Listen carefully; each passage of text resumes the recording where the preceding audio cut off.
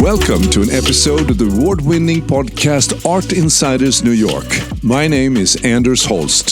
The theme of the podcast is New York, with a focus on behind-the-scenes conversations with fascinating people who are making an impact in the world of art, design and architecture.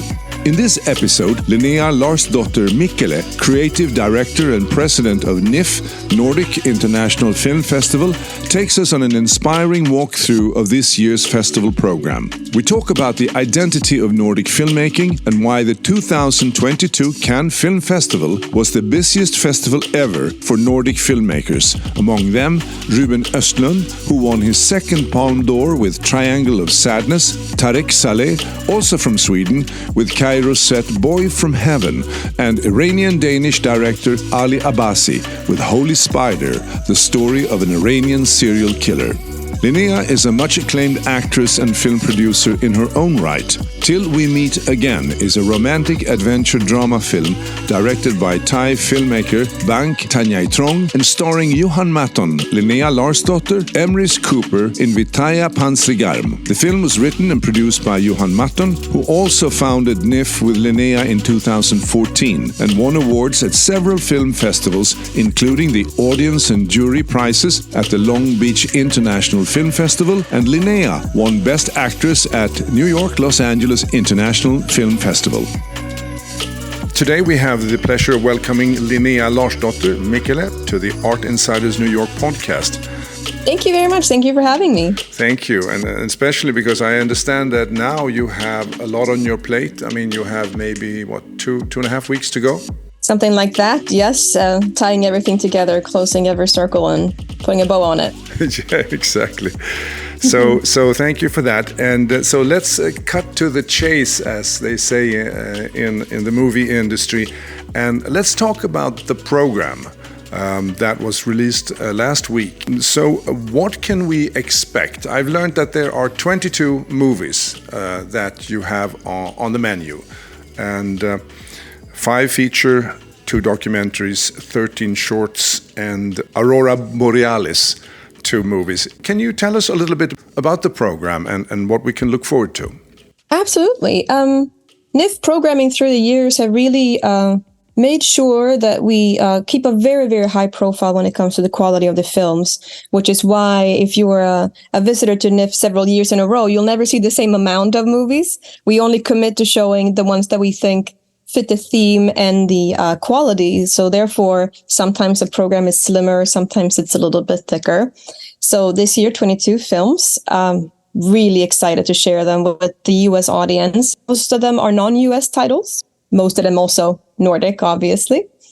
You can probably expect to see a lot of content around the theme humanity, which is this year's theme. Some absolutely brilliant storytelling and exciting visuals. Yeah. So you have a few international features and a few Nordic. So what is the idea behind that you want to have a little bit of a mixture? It's not Nordic movies all through.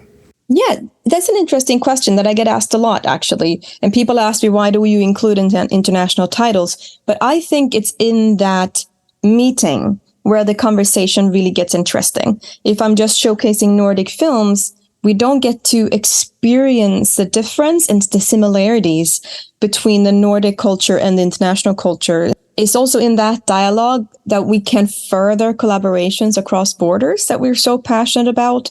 One of my favorite examples is the winner of the 2019 NIFF Film Festival International winner got sent to Finland for an inspirational journey as a prize, and then is now shooting his next feature there. Oh. And it's in that meeting that I find a lot of joy. So that's interesting. So it's both sort of Nordic filmmakers reaching out to the United States, but it's also traffic going the other way, if I understand. Exactly. Yeah. We are such a beautiful region that so many people miss. So many people go to Europe and they go to Central Europe, and we have so much beauty and diversity in the north that I really want to highlight as an opportunity to use as a backdrop. The short films here, what role do they play in the mix of things? I think that especially the Nordic short films overall through NIFF's inception has been one of our strongest categories. The short film format is very interesting from a filmmaker point of view because you need to it's like a good stew that you've been boiling down to just the best bits. If you're able to tell a compelling and interesting story in just a few minutes, I think you're a true artist. I find the short film format to be very engaging and thought-provoking. And it is my job as the curator to create short film blocks that have a nice arc, so nothing feels jarring going from one title to the other. It should be a pleasant and an interesting experience to sit through a block of short films. Yeah, I noted here that one part of your philosophy is to be a festival for filmmakers. Now, is this also an idea that you should encourage maybe younger filmmakers to get into the market, so to speak? Is that a part of the strategy here? Yes, those are two parts of the same sort of. We have both of those focuses are active at the same time. If you look at the Aurora Borealis category, for example, that is for up and coming filmmakers. And we do the Aurora Borealis in collaboration with Filminvest, which is a Swedish film fund, the largest film fund of the Northern Europe. So they send their up and coming filmmakers to us to compete within that category. And then on my end, the winner of that category wins a filmmaking course at my old school, New York Film Academy. Oh, I see. So that's a specific lane for up and coming. Yeah. But to sort of go back on your note on a film festival for filmmakers, that expands also to providing an excellent screening experience, so that filmmakers get to see their film in a theater that's worthy of their content, and also a little bit the part of letting them feel like the stars that they are, like they have to be seen and celebrated when they get to NIFF. So about the feature films here then, what can we say about those? You start up with a Norwegian Dream, and another feature is Bubble, third one for little adults. And then you have two international features, one called Soft and The Ninth Step from Lithuania. You said something about humanity, that was one of the themes for this year's festival. Is that true for these features specifically? I think so, absolutely. Every year NIFF selects a theme. It's a silent theme. It's not something that every film needs to follow, but there is like a red thread that runs through the programming. And as I was curating together with my head of programming, Franka Pashen, what stood out to me was like they all touch on humanity and our experience and our desire to express ourselves and be like our true authentic selves. So the Nordic features this year, we have a strong Finnish presence with two of those films being Finnish that deal with love and relationship. No, actually all three Nordic films deal with love and relationship and identity. In really interesting ways. Our opening night film, Norwegian Dream, also deals with cultural differences within Europe and that expression and that clash between, in some cases, different economic status. I think it's a really, it's an engaging film to start the festival with. We sort of stand out a little bit in the festival world because our opening night film, so many other festivals, they choose a title that they know is going to be like light and a crowd pleaser and something easy that's digestible, but we simply go like, what can make people talk and experience something new? Okay, you want to shake them up in the beginning here. Sure, absolutely. Get their attention. I love that. So you're the curator. So does that mean that you mentioned a colleague of yours, are you sort of sifting through all these movies? How do they come to you? Do they send movies to you, or do you go out looking for them, or is it both? It is both. Yes, I have a head of programming. Her name is Franka. She's been a collaborator of mine for many years. So we have a platform where filmmakers send their films to us. And she and a team that she has on her end go through all of them. And in the meantime, she is also, sometimes on my initiative, sometimes on her own, scouting film festivals, distributors, sales agents for titles that we think could be an interesting fit to our audience. And then when she and the team has sort of narrowed it down to what we call the yellow and green, I get involved and start shaping out the actual program and start negotiating with the filmmakers to build out what's going to be our official selection. What does attract you for the most part? Have you seen any pattern in your preferences in picking movies? NIFF has a very specific voice, which is obviously somewhat of an extension of my voice. There is, call it the Norwegian spirit or the Nordic spirit. There is a significant amount of melancholy that I appreciate in Nordic filmmaking. So you can definitely sense that a theme throughout the years. I do appreciate a good Finnish comedy. They have a humor that is not necessarily overlapping with the other Nordic countries. Also, the visuals, excellent cinematography is key. I don't think we've included any. If it's not a documentary that has an exceptional subject that I couldn't get told in another way, cinematic approach to a project is vital to be a part of NIFF. A practical question. Where can we watch these movies? Yes, we haven't announced our opening night venue yet. That's still a little bit of a secret. It's going to be announced, I believe, in the next 48 hours. We have what's called a festival village. So we're going to have 3 different theaters. Opening night to be announced, but it's going to be an exciting one. And then we're going to show our international films at Marjorie L. Dean Little Theater. And then we host 3 days, including our festival lounge at Scandinavia House on 58 Park Avenue. So Scandinavia House is the hub, could you say that? It's the thing that sort of integrates all the activities? Yes, I think that the participation of Scandinavia House, who have been a wonderful support to me throughout the years, the lounge there where people get to network, very, very deliberately network. I myself have, it's a pet peeve of mine when people ask you to network and they just throw you into a room with a glass of wine. That doesn't help a lot of people. So in the festival lounge, we really make an effort to make sure that people actually get to connect with each other. It's really exciting. Will there be a Q&A? Will there be panel conversations in between showings? Yes, as soon as the filmmaker is attending, and if they're willing to take part in Q&A, we love to do that. We know that we have a really engaged audience, and they often have really interesting questions. There's a lot of filmmakers who also attend that could ask very industry special questions. Yeah. So yes, just the filmmaker is attending, we often host a Q&A. Wonderful. The NIFF is at the forefront of the battle for an inclusive film market, proudly following the lead of the Nordic countries, all topping the world's equality tests. And you mentioned that in reviewing movies, you look at the Bechdel test and the Vito-Russo test. Can you explain for our listeners what that is? Yes, with pleasure. The Bechdel test is a little bit more commonly known. It is based upon I think it's a graphic artist novelist called Bechdel, formed this test in movies that are there 2 female characters that have names that talk to each other about something other than a man, then your film has passed the Bechdel test. Okay.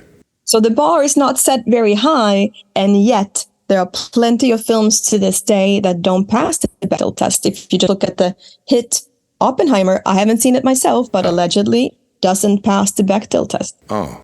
I think it could be very easy to have 2 women that we know their names of talk about even one sentence between the 2 of them about something other than a man. Yeah, that seems very natural to me. And the other one then, the Vito-Russo test. Yeah, the Vito-Russo test is specifically made for the film industry as well. It is to highlight anyone from the LGBTQIA plus community. Okay. And it's to make sure is that film, does it have a representative from that community?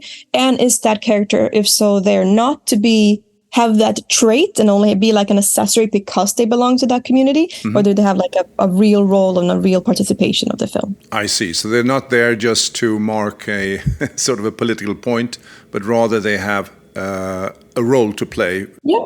Or to be the butt of a joke or whatnot. They need to be a presence. I understand. You're trying to then create this market for Nordic films. And do these movies have a distributor in the US prior to the festival? Or is this something that will come out as a result of the festival? Some do. Most of the short films do not. But also most of the short films don't really ever go down that route. It is my dream to have more US sales agents and distributors attend and pick up part of my programming. For a while, we collaborated with this one distributor that would just sort of go based on our quality standards and accept all of our films into their distribution. Their model has since changed a little bit, so we don't do that anymore. But it is my dream to do that even more. And there has been several films that have booked other screenings after having shown at NIFF. Is it difficult to get theatrical distribution or streaming distribution? I think it depends on which caliber you're at and which network you already have backing your film as it's made. Yeah. To get a theatrical release can be very costly for the film. that is a cost that often fall back on the film or the sales agent, as theaters rarely pay to screen your film. Mm-hmm. They know that it's in your interest to have it screened. So if you're not a blockbuster, you might have to pay up yourself to get your film out. And the term is four-walling. And sometimes you do a four-wall to be then eligible for what's called the Independent Spirit Awards, which is the independent version of the Oscars. So that's one of those. That answered one of your questions. I'm sorry, what was the other question? That was a two-part. I was just curious to see if you have friends in the US that are open for Nordic movies, people that you invite to the festival, of course. I think so many of the films, they share the same market. Many films get sold at EFM in Berlin in February, and then you're going to have the AFM in LA in November, I believe it is. Plenty of titles so swim in those waters, and that's where they get the attention of the sales agents and distributors. That is what I would like to become in the future when there's more bandwidth, to have me being like a very specifically Nordic version of that in the US. Yeah. Award categories. You have Best Director, Best Cinematography, Best Lead Performance, and Best Supporting Performance. Who nominates the movies for these awards? It is a jury. Okay. That is assigned to watch the categories based on their knowledge. They're all film industry professionals in one capacity or the other. And they rate all the titles in the categories, plus they have the opportunity to nominate. And then through the nominations, me and the head of the jury sit down and discuss and compare and argue about who we think should be the winner. Yeah. What is your favorite movie? Maybe that's an unfair question. Oh, that is a really good question. I have plenty of favorites this year. They're really, really strong titles. I think that it would be unfair to mention just one, but something that is always really exciting is I would encourage people who are curious about NIFF and want to explore what kind of event this is. If you were to pick two things, come to opening night and come to the Nordic short films. I think they really set the tone for what we do. I see. Now, short films, usually for our audience here, how long do they run? Do you do several short films in a row, or do you do them separate? A short film can be as short as it wants to be, but would never exceed 45. Okay. I have a personal preference of anything below 15. I think that 45, you're edging towards a feature. Like, you know, I mean, it's the shorter the format, the more interesting it is to me, I think. We do screen them all in blocks. So we have a documentary short film block, and then we have an international short film block, and 2 Nordic short film blocks, and then the Aurora Borealis block. Wow, that sounds great. So I did a little bit of mathematics here, because I have the titles and I have the nominations. So 4 Little Adults got 3 mentioning here in these award categories. That doesn't mean that they will win, of course, best. Oh, there's no best movie here. Best director, cinematography, lead performance. So there's no sort of best movie. That's interesting. Every category is a competition. So there's going to be a best Nordic feature, best international feature, and so on and so forth. I see. So that comes on top of these awards. I see. And what do you win? What is the award? It varies, I guess. It does vary, but this year it is something that I get very excited about, because something I've been wanting to do for a long time. I grew up in Smygehuk in Sweden, which is the most southern point of the entire country. In my village, there's a beautiful lighthouse with a guest house to it. So the winner of international feature wins, together with the Smygehuk Lighthouse and Film i Skåne, to go to the lighthouse and stay for a week and write and get inspiration from our beautiful surroundings. That's wonderful. I would like to win it myself. Well, yeah. I have to throw in a movie here real quick then. You know? Exactly. But that's wonderful. And do you get I saw that Orrefors is involved, so you get a little bit of a crystal something? They are stunning. I started working with Orrefors 3 years ago, and I work with them very, very collaboratively and closely. Very, very grateful and happy for our friendship. So they have been making our awards for the last 3 years. It's a gorgeous sort of, how I choose to see it, icicle-inspired award. Yeah. And to be working with such an established and high-quality company is really thrilling for us. Oh, absolutely.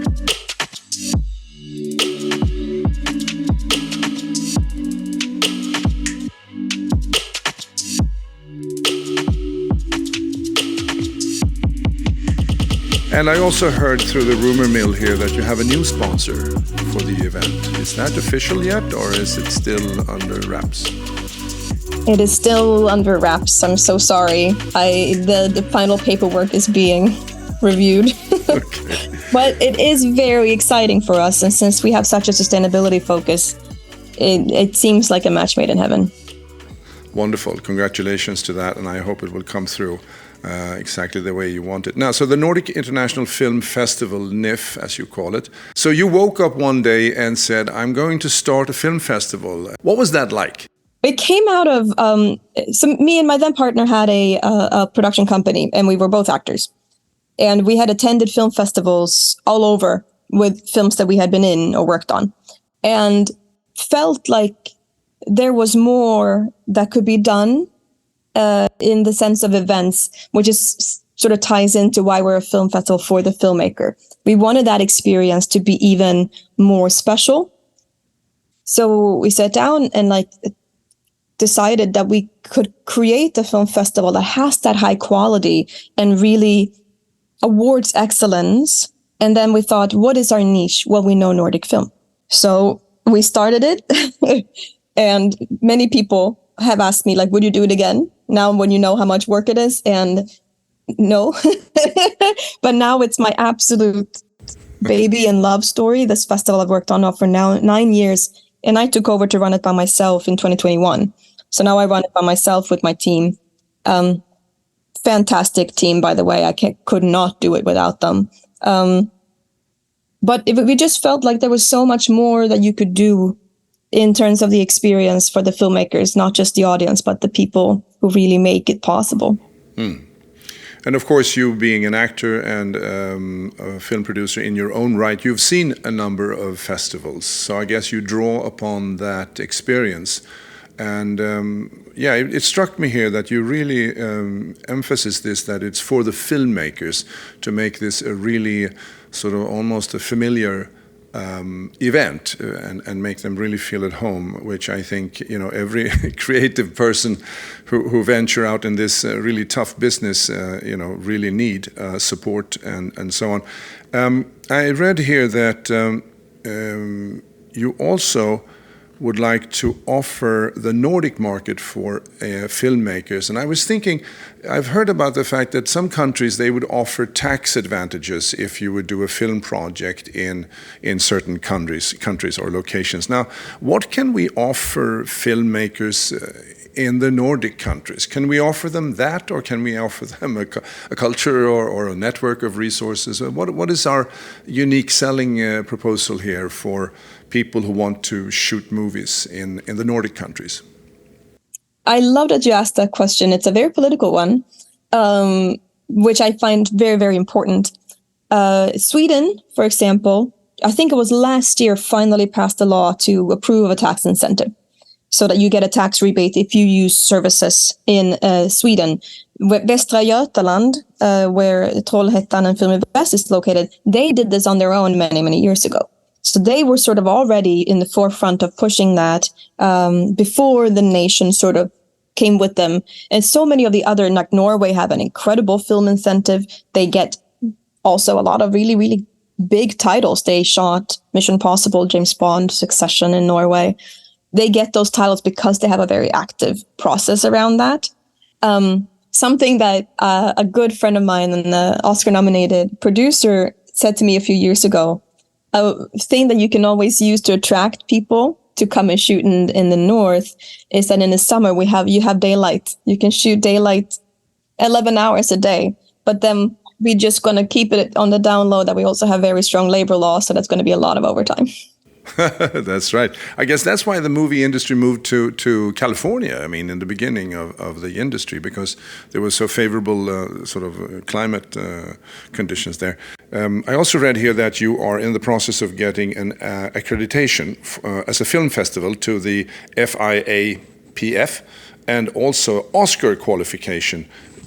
So how does that work? Is that a very bureaucratic process where you have to do a lot of applications and they have to check you out over a period of time? Or what are the major hurdles there? The Oscar qualification process is somewhat mysterious, even when after having done the application.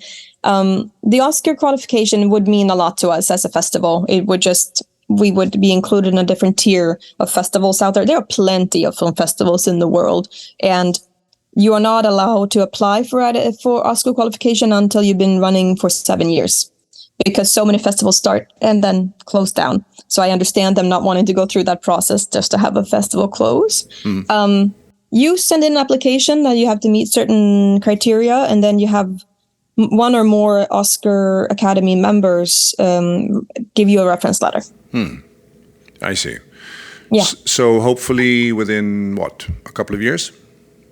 Yeah, we are allowed to apply now, which we have done, and now it's in the hands of the committee. There is never really an answer as to how long the process takes, and if you don't get approved the first year, you're allowed to apply again and again. I see. So let's talk about the identity of Nordic filmmaking. I thought that was such an interesting topic. Yeah. So I did some research on my own here. I watched last night actually the Promised Land by Mikkelä, which I haven't seen that yet. No, it's pretty good, I have to say. It's very, very good. And so the identity of Nordic filmmaking, how could one even begin to describe that? It's a fantastic question. We are not shy to talk about difficult subjects. And I think that is one of my favorite things about the filmmaking culture in our region. We don't shy away from subjects that makes you uncomfortable. And great examples of that are when they have a Nordic film and you have an American remake, for example. Yeah. Sometimes the darkest bits get reworked to fit the American palette. And I always prefer the darker version. Yeah. There is a tonality in Nordic film. There's a tempo to it that sort of reflects our culture, I think. There is almost also a visual identity, I would say. Maybe because we have such beautiful surroundings that we want to capture. Yeah, it's almost like the various national characters of the Nordic countries sort of seeps through into the visual images and into... I mean, I was thinking about this, another Mads Mikkelsen. Yes. And if you thought about, if that were produced in the US, yeah, it would have been like a middle-aged frat party, right? And here we go through this... incredible journey with these four men, or if they're five, I can't remember, and the sensitivity and the sorrow and all of that. It's so incredibly powerful. And nuanced. I think there is, maybe again touching on the theme, there's humanity even in the flawed behavior and in people who access darker parts of themselves. I still think that there is not a forgiveness or there's just like an acknowledgement of the humanity in that I find really inspiring. Yeah, and also I found this article about they were talking about the Cannes Festival last year, and it was the busiest Cannes ever. And I saw here that we had like 3 movies up there. Ruben Östlund, of course, but also Tariq Saleh with A Boy from Heaven, and the Iranian-Danish director Ali Abbasi and his movie Holy Spider that I actually watched, which is an incredible movie. And so the Nordic identity here comes through, I think, in this article by how well organized people were, that you were collaborating and that you had the same, like hub for the Scandinavian filmmakers. So apparently it seems like the Nordic filmmakers are doing something really good here that's coming through on the major stage. I think especially places like Venice and Cannes, to an extent Berlin, Nordic filmmaking is really appreciated. We come with a legacy. We have great filmmakers in the past. Look at Jan Troell, the Trier in Denmark, even though he can be a problematic person in person, and Trier in Norway. We come with a legacy of this, and I think that is something that we can still benefit from by honoring that and still keeping to explore and expand our voice. But I think overall, Nordic film is really appreciated. Same with TV, which is really strong right now. Yeah. So I found this interesting when I was doing my research on the identity of Nordic filmmaking. I found this essay by Salome Sulaberidze, and she wrote about Lars von Trier's movie Melancholia. And she said he took something out of a Hollywood genre, apocalypse, science fiction, but he didn't do it in the normal Hollywood thing with things sparkling and like Star Wars, but he focused on the relationship between the two sisters. And also he worked with sort of very innovative sort of camera technique and so on.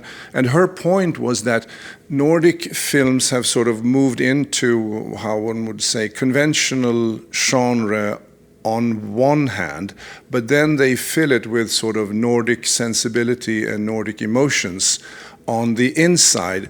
And I thought that was really interesting, that and also it was mentioned in another article that now movies are in English, so it seems like, and maybe I'm wrong here, I don't know, but that the Nordic films are sort of moving towards an international market and now becoming more Anglophile, so to speak, but still they don't lose their inner workings of the characters and the inner workings of the script. I don't know if that's something that you recognize in these movies.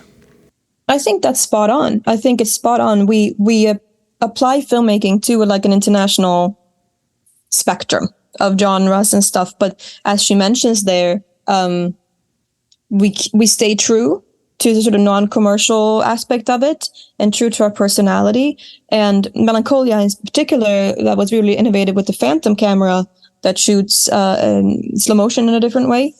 I thought that was really groundbreaking. Which also, side note, Melancholia opens as an opera now in Stockholm at the Kungliga Operan, eller Dramaten, with a friend of mine who wrote the music, Mikkelä. Wow. Absolutely spectacular. So they're coming up in a few weeks. That's very impressive. Yes.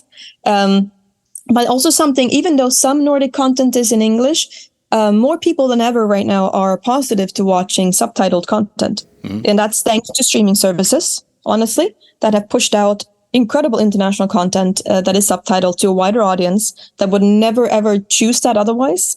A good example is Squid Games, the hit series on Netflix that is subtitled, and everyone watched it. Yeah, that's right. I watched one episode after that. Okay. Did you watch everything? The whole thing? I did. It's terrifying. It's terrifying. So Linnea, let's talk about you. So you are, as I mentioned before, you're also an acclaimed actress and film producer in your own right. So how did you go from Skåne, the southern part of Skåne, to New York? What was that journey like? Oh my goodness.